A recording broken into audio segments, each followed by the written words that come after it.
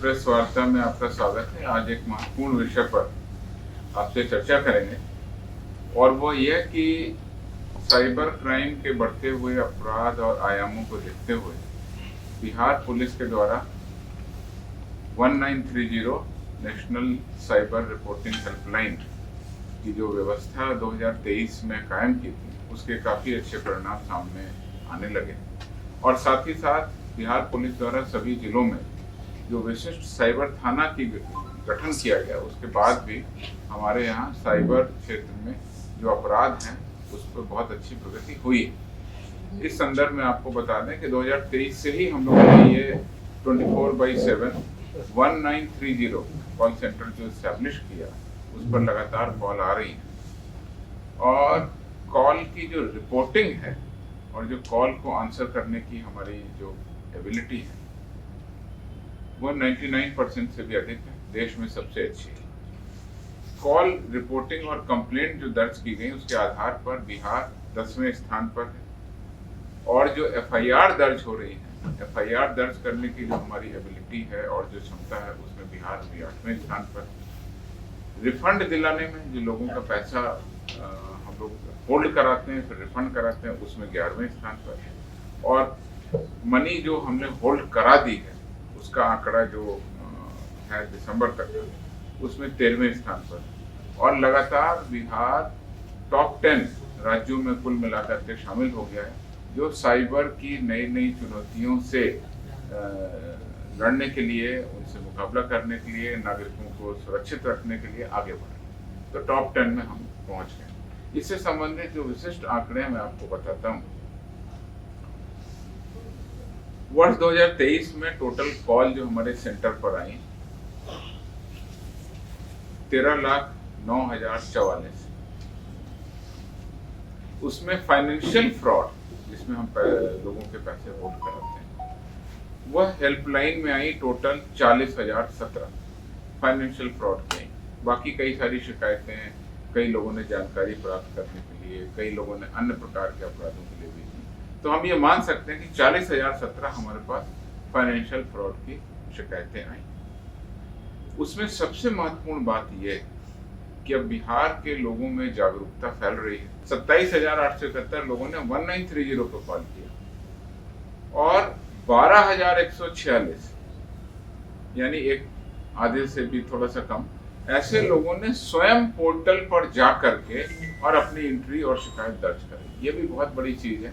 जैसा कि हम बोलते हैं www.cybercrime.gov.in आपका जो प्लेटफॉर्म है, उस पर शिकायतकर्ता स्वयं भी जाकर के अपनी शिकायत दर्ज करा सकते हैं और 1930 को कॉल करके भी शिकायत दर्ज करा सकते हैं।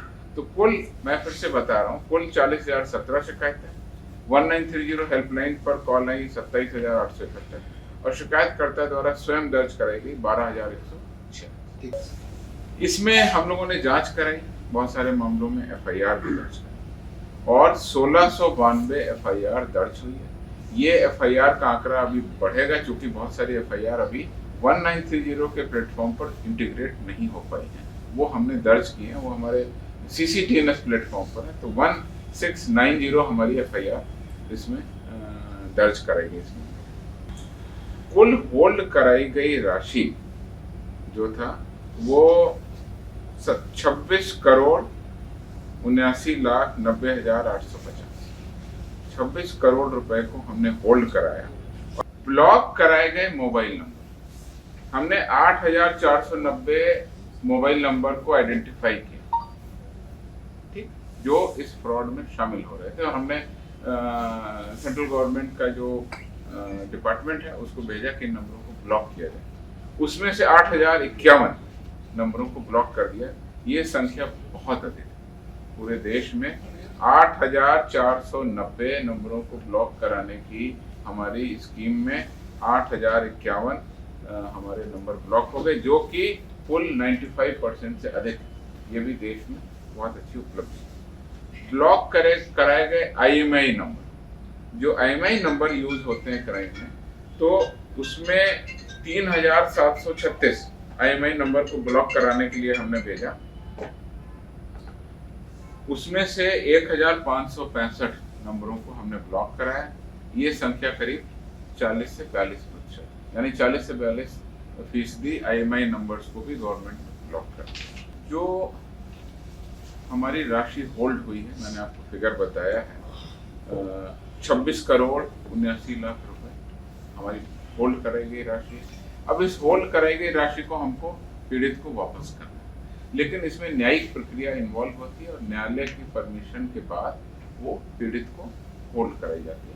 तो उसमें हमने सभी जिलों को चिट्ठी भेजी है कि आपके यहाँ जो FIR दर्ज हुई है, हमने आपकी राशि को ब्लॉक करा दिया है, लेकिन उसको विक्टिम को वापस करने के लिए न्यायालय में आप पत्र लिखे।